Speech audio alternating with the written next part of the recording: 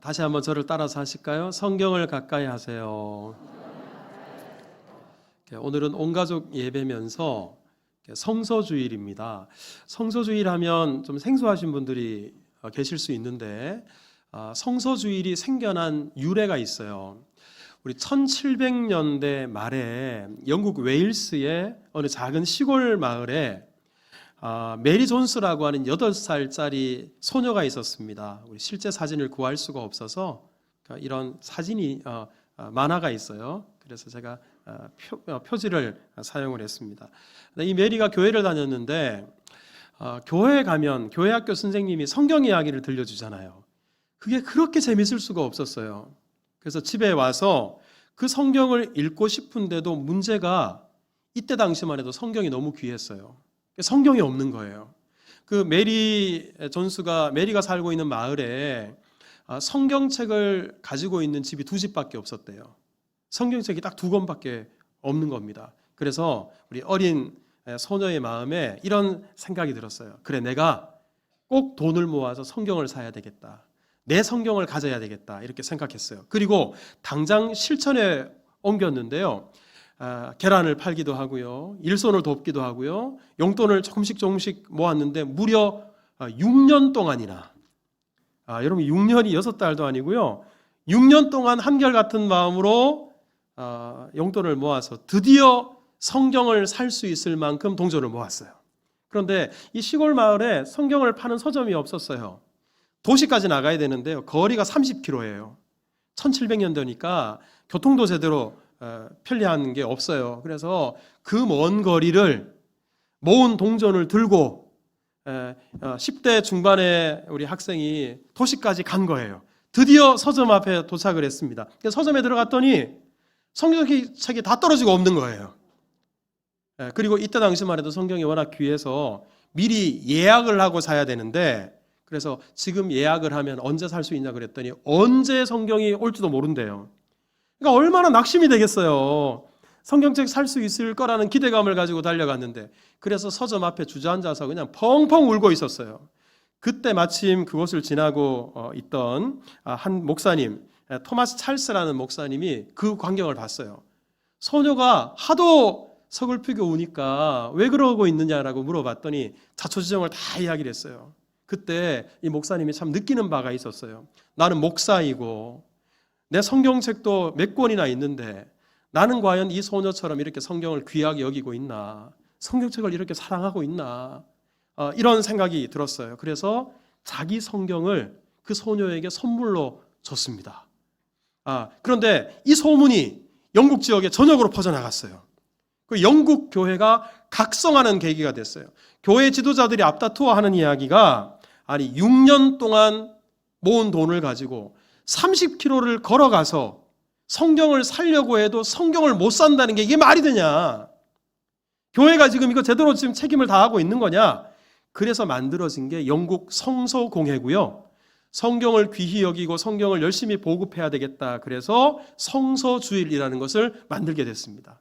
우리 사진을 보시면 우리 왼쪽에 있는 누렇게 변한 이게 우리 메리의 성경책입니다. 그때 받았던, 박물관에 보관이 되어 있다고 하고, 오른쪽에 있는 이 기념비가 메리의 고향에 우리 세워진 기념비인데, 그 기념비 위에 보면 작아서 잘 안 보이겠습니다만 성경책 이렇게 보여 있어요. 여러분, 이 작은 소녀가 끼친 영향이 한국에까지 넘어와서 우리나라에 1885년에 복음이 들어왔거든요. 그러니까 10년 정도 후에 대한성서공회가 만들어져요. 그리고 몇 년 있다가 성서주일을 12월 둘째 주에 갖게 되었는데 오늘에 이르게 된 것입니다. 그러니까 성서주일은 어떤 날이냐? 성경을 더 귀히 여기고 사랑하며 성경을 다른 사람들에게 나누고 많은 사람들에게 전하는 일에 결단하고 소망을 갖는 그런 날입니다. 자, 저를 한번 따라서 합시다. 성경을 귀하게 여깁시다. 여러분, 저도 그 고등학교 때 그 성경을 교회에 가도 주지 않았어요. 성경을 사야 되는데요. 이 성경을 요즘은 만약에 성경을 사야 되겠다 생각을 해도 아마 한 달만 용돈을 모아도 살 수 있을 거예요. 하지만 제가 학창시절 때는 용돈이라는 게 어디 있어요? 먹여주고 입혀주고 학교 보내주면 그걸로 됐지, 용돈이라는 개념 자체가 없었을 때였거든요. 그래서 제가 신앙생활을 시작하고 나서 내 성경을 갖고 싶은 거예요. 그래서 한 반년 이상을 돈을 모았어요. 드디어 그 돈을 가지고 기독교 서점에 갔습니다. 그리고 가죽으로 된, 또 당시에는요 참 갖고 싶었는데 가운데 지퍼가 달린, 요즘은 뭐 그런 성경이 대부분입니다만 가운데 지퍼가 달린 신구약과 찬송가 합본, 이걸 제가 샀다는 거 아니에요. 이거 샀을 때 얼마나 기쁘던지 제가 그 해에만 성경을 5번 읽었어요. 그래서 지금 목사가 되었죠. 하지만 요즘은 옛날처럼 성경을 귀하게 여기지 않는 것 같아요. 왜냐하면 너무 흔하니까. 그리고 교회 가면 다 공짜로 주니까. 실제로 제가 교회를 좀 청소하고 정리하려고 이곳저곳 다녀보면 주인 없는 성경이 여기저기에 방치되고 굴러다니고 처박혀 있는 것을 보게 돼요. 그러니까 이름이 써져 있어요. 그런데도 안 찾아가요. 성경 귀한 줄 잘 모르는 시대를 우리가 살고 있는 게 아닌가, 그런 생각이 듭니다. 하지만 여러분, 흔하다고 공짜로 주는 거라고 하찮다고 생각하면 안 돼요. 제가 가만히 생각해 보면 이 세상에서 흔한 것, 공짜로 우리가 얻을 수 있는 것, 이런 것 대부분이 없으면 안 되는 것들이더라고요. 여러분, 공기가 어때요? 공짜잖아요. 너무 흔하잖아요. 그러다 공기 없으면 우리가 살 수 있습니까? 햇빛 흔하잖아요. 돈을 주고 사는 게 아니잖아요. 그런데 이거 얼마나 귀합니까? 우리에게 없으면 안 되는 거니까 흔한 거예요. 거저 주는 거예요. 성경도 마찬가지입니다. 성경이 너무 귀하니까, 구원을 주는 책이고 생명을 주는 책이니까 공짜로라도 많은 우리 학생들에게, 많은 분들에게 우리 배급해서 보급을 해서 성경을 통해서 은혜 받으려고, 구원을 받으라고 나누는 것이지, 흔하다고 해서 절대로 하찮은 것이 아니다. 우리 이 사실을 꼭 기억하실 수 있기를 바라요. 우리 찬송가 199장에 보면 나의 사랑하는 책 비록, 그다음 뭐예요? 헤어졌으나, 나의 사랑하는 책 비록 헤어졌으나. 근데 요즘 시대 우리 성도님들은 헤어진 성경을 거의 안 가지고 다녀요. 왜냐하면 그만큼 성경이 헤어지도록 안 들고 다녀. 성경이 헤어지도록 안 읽어요. 스마트폰은 얼마나 자주 케이스를 바꾸지만 성경책은 껍데기가 늘 새 거야. 하도 안 써서 나중에 끝부분이 이제 삭아서 떨어지는 경우가 있어도 많이 써서 성경책이 헤어지는 경우는 별로 없어요. 이거 여러분 우리 회개해야 돼요. 여러분, 이 찬송의 후렴부가 뭐냐면 귀하고 귀하다. 자, 한번 따라서 해보세요. 귀하고 귀하다. 뭐가요? 성경이 그만큼 귀한 거예요. 어거스틴이라는 분은 성경을 가지고 이렇게 말을 했어요. 하나님께서 하늘로부터 우리에게 보내신 러브레터라고, 우리를 향해서 하나님께서 주시는 사랑의 편지라고. 맥스 루케이도라고 하는 유명한 목사님은 성경은 보물지도라고, 성경을 타고 들어가면 그 안에 온갖 보화가, 보배로운 것이 가득 들어있어요. 이건 아는 분만 알아요. 그래서 우리 시편에도 보면 성경의 소중함을, 귀함을 아는 사람들이 꿀송이보다 더 달다 그랬어요. 성경의 진가를 알고 귀히 여기는 마음을 우리 가운데 주시기를 주님의 이름으로 축복합니다. 자, 그러면 성경이 왜 이렇게 귀할까요? 성경이 왜 이렇게 보배로울까요? 여러분, 성경은 그냥 책이 아닙니다. 자, 다시 한번 따라서 해보세요. 성경은 하나님의 말씀입니다. 여러분들, 이게 당연한 말 같지만요, 많은 분들이 이렇게 생각해요. 아니, 성경은 모세가 썼잖아요. 사무엘이 쓰고 다윗이 쓰고 마태와 그리고 요한과 바울 같은 사람이 썼잖아요. 그런 성경을 가지고 왜 하나님의 말씀이라고 합니까? 이렇게 되묻는 분들이 제법 있습니다. 하지만 디모데후서 3장 16절에 분명히 말합니다. 모든 성경은 무엇으로 되었어요? 하나님의 감동으로 되었어요. 여기서 여러분, 하나님의 감동이라는 말이 뭐냐면 하나님이 숨을 후 불어넣은 거예요. 여러분, 하나님께서 숨을 불어넣으셨다. 이게 얼마나 어마어마한 거냐면, 창세기에 보면 하나님이 사람을 지으실 때 흙을 가지고 사람의 모양을 만들었어요. 근데 여러분, 사람의 모양을 만들자마자 사람이 말하고 움직이고 생명 있는 존재가 되었냐면 아니에요. 우리 창세기를 한번 보십시오. 하나님께서 흙으로 만든 사람 모양에다가 하나님의 생기를 코에다가 후 불어넣었어요. 그랬더니 사람이 된 거예요. 흙덩어리가. 그랬더니만 생명 있는 존재가 된 거예요. 여러분, 여기에서 코에 생기를 불어넣으셨다. 이것과 하나님의 감동, 이것과 사실상 같은 의미입니다. 분명히 성경은 사람이 썼어요. 40명이나 되는 사람이 성경을 기록했지만 성경을 기록하는 그 과정에 하나님께서 생명의 기운을 불어넣으셨어요. 하나님께서 이 모든 성경을 쓰셨습니다. 그러기에 성경을 생명의 책이다. 성경은 살리는 책이다. 그렇게 말하는 겁니다. 여러분, 이게 제 말이 아니고요. 히브리서 4장 12절을 보면 하나님의 말씀은 그다음 뭐예요? 살아있어요. 성경은 수천 년 전에 쓰여진 고대 문서가 아니고요. 성경 안에는 생명이 있어요. 하나님의 생명. 그래서 성경을 우리가 먹으면 성경을 통해서 우리는 생명을 얻습니다.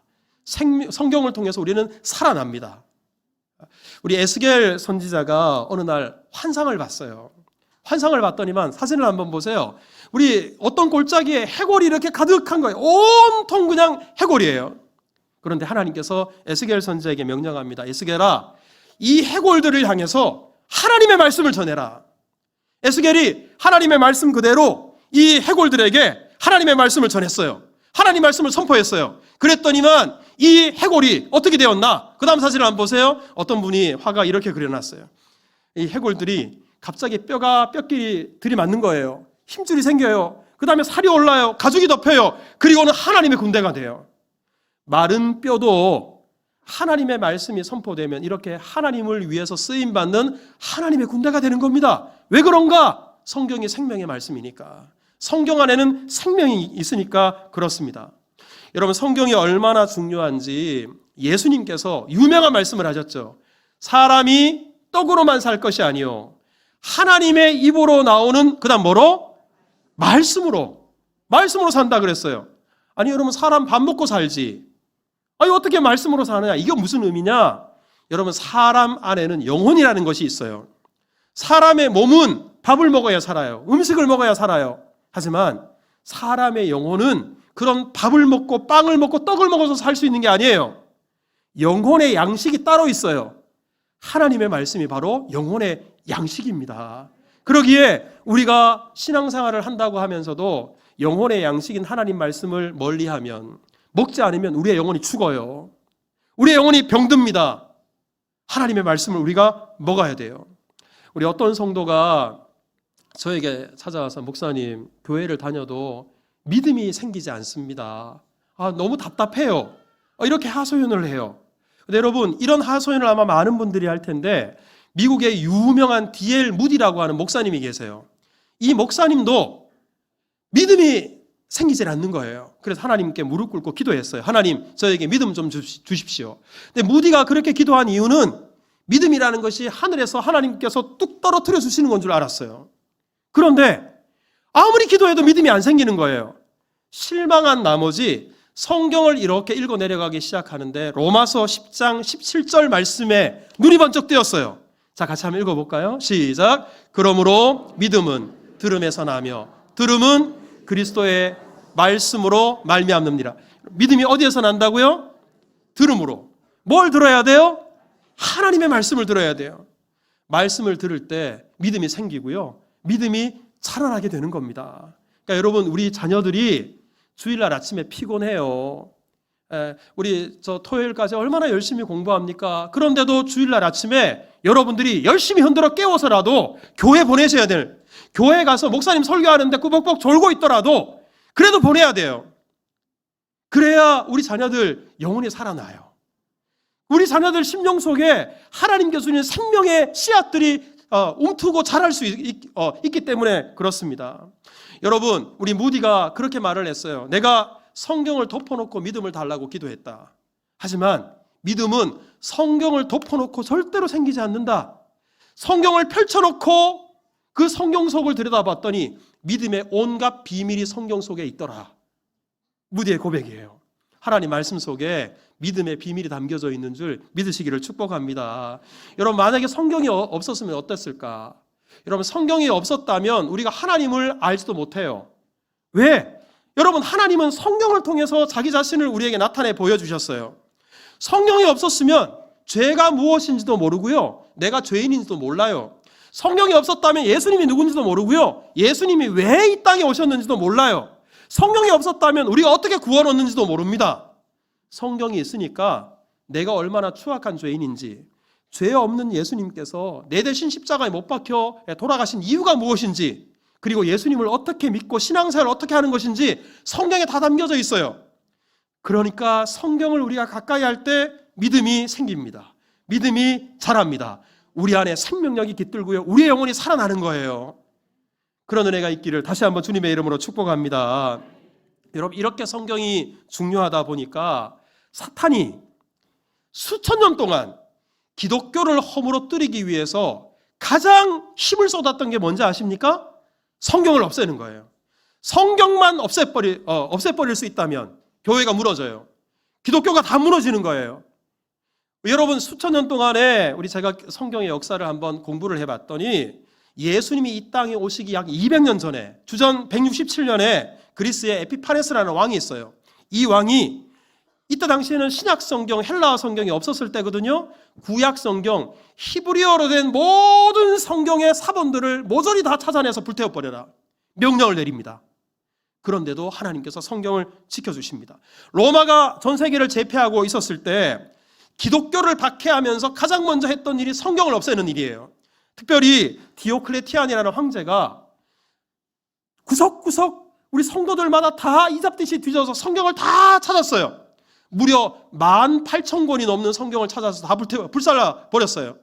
요즘 시대는 성경책이 여러분 얼마나 많습니까? 18,000권 아무것도 아니지만 불과 1700년 때도 앞서 메리 존스라는 소녀가 그 마을에 성경책 2권밖에 없었잖아요. 그러니까 로마 시대 때 성경이 몇 권이나 있었겠어요. 그랬던 시대에 18,000권이나 되는 성경을 찾아서 모조리 다 불살라 버렸어요. 그런데도 성경은 사라지지 않았습니다. 우리 1199년에는 교황 이노센트 3세가 성경이 전 세계로 퍼져나가는 이것을 막기 위해서 라틴어로 된 성경 이외에 그 어떤 성경 번역도 허용하지 않았습니다. 성경 번역을 절대로 하지 말아라. 여러분, 이 모두가 다 사탄의 역사예요. 여러분, 이래도 안 되니까, 성경을 없애는 것이 안 되니까 이단들을 동원해서 이제는 위경을 만들고요, 가경을 만들었어요. 여러분, 위경, 가경이 뭔지 아세요? 아마 유튜브 같은 데 보시면 도마복음을 비롯해서 희한한 성경들이 있어요. 고대 문서이기 때문에 가치가 있다라고 떠들지만 이단들이 66권 이외에 다른 작고 엉뚱한 성경 비슷한 것을 만들어서 성경의 가치를 훼손시키려고 그런 것들을 만든 거예요. 그런 것에 절대로 현혹되면 안 됩니다. 그것도 안 되니까 나중에는 이단들이 성경을 엉뚱하게 해석하기 시작했어요. 성도들로 하여금 성경의 의미를 깨닫지 못하도록 하기 위해서. 그것도 안 되니까 요즘에는요, 중국이 기독교회를 말살하기 위해서 성경을 소설화하는 작업을 합니다. 이 소설화한 작업 안에 들어가 보면 예수님이 살인자예요.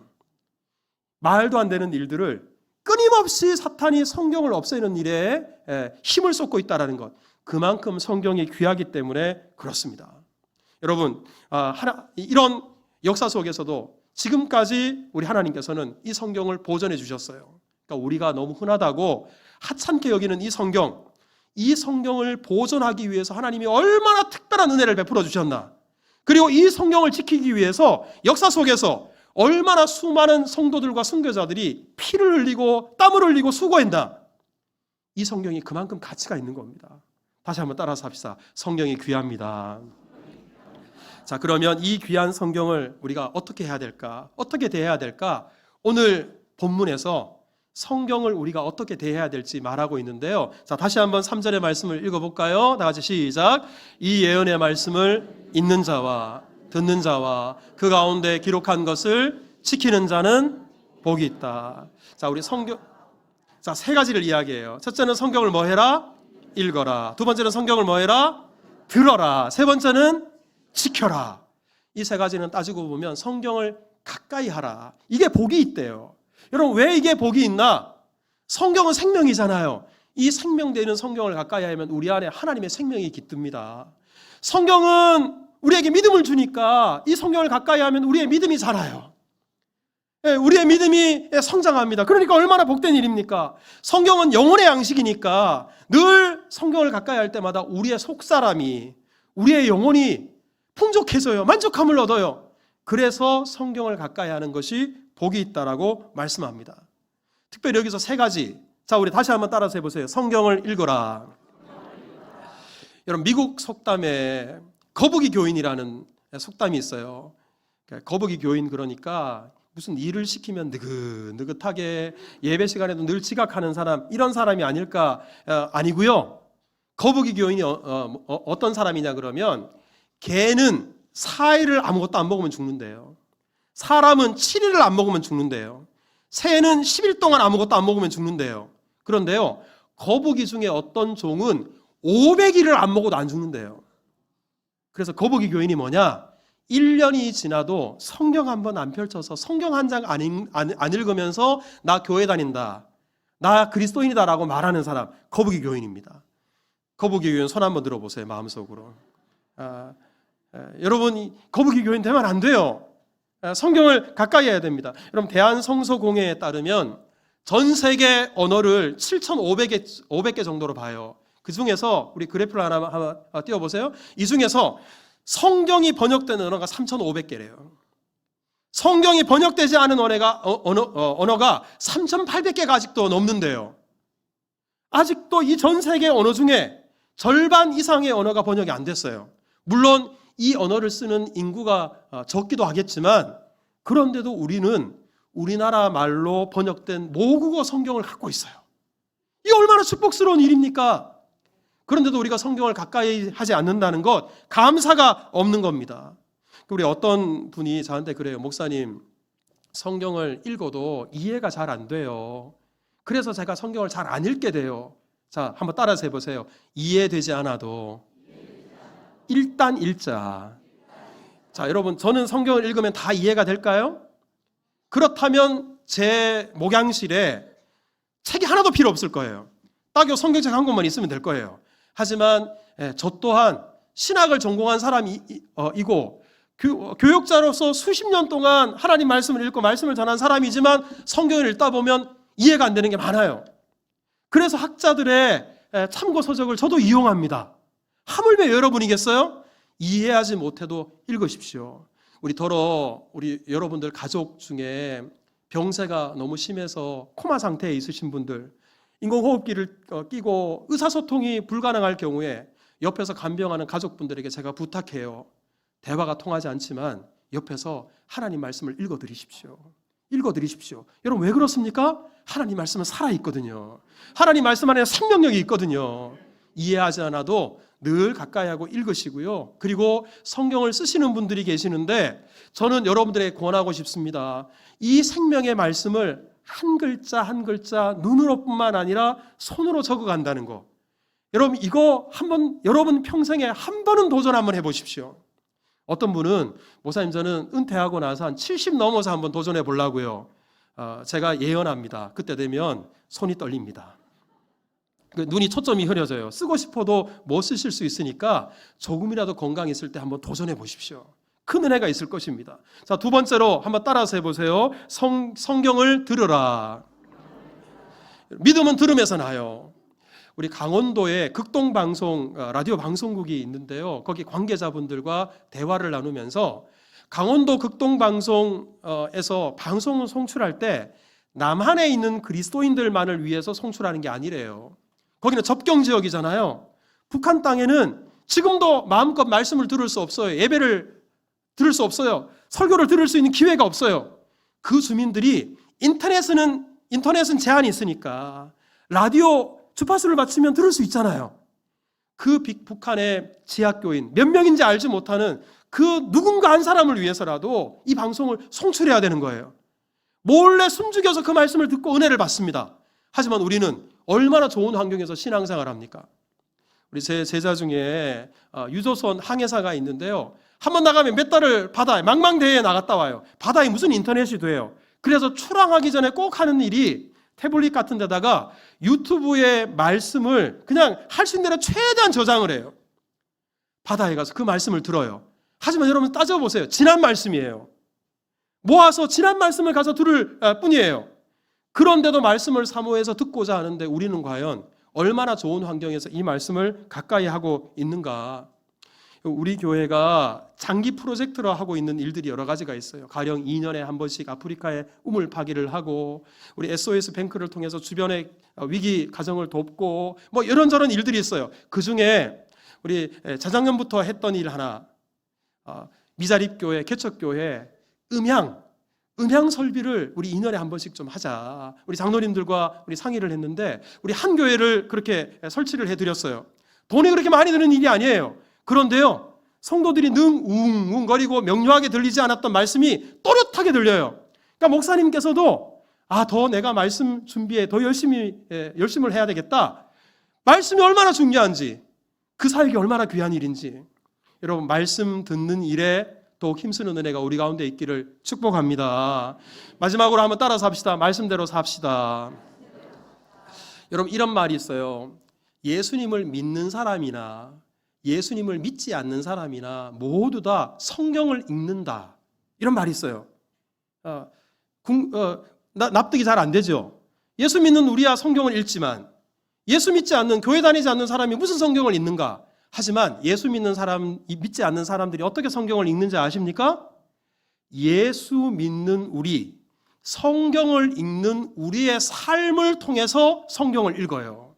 그러니까 저와 여러분들은 이 세상 속에서 성경입니다. 왜? 우리가 하나님 말씀을 지키고 하나님 말씀에 따라갈 때 믿지 않는 사람들이 우리의 언행심사를 통해서, 우리의 삶을 통해서 성경을 읽게 되기 때문에 그렇습니다. 여러분, 우리 하나님 말씀을 읽을 때, 큐티를 할 때, 하나님 말씀을 들을 때 많은 것이 아니더라도 단 한 가지라도 내가 이 말씀에 순종할 것은 무엇인가, 말씀대로 살 것은 무엇인가, 한 가지라도 붙잡으십시오. 그리고 그 말씀을 한번 실천해 보십시오.